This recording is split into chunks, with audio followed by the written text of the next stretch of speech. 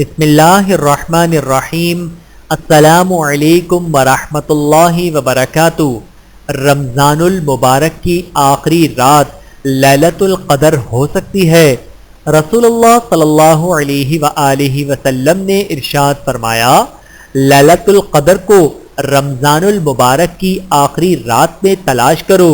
بحوالہ جامع صغیر حدیث نمبر 1571۔ شب قدر پا لینے کا آسان نسخہ۔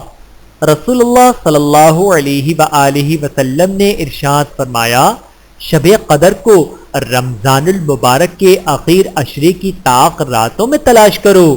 بحوالہ صحیح بخاری حدیث نمبر 2017۔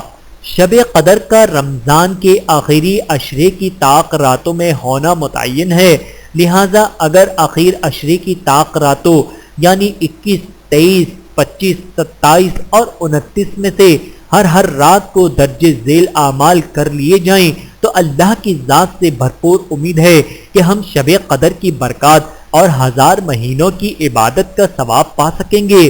نمبر 1، عشاء اور فجر کی نماز باجماعت ادا کریں۔ جس نے عشاء و فجر کی باجماعت ادا کی تو اسے پوری رات عبادت کا ثواب ملتا ہے۔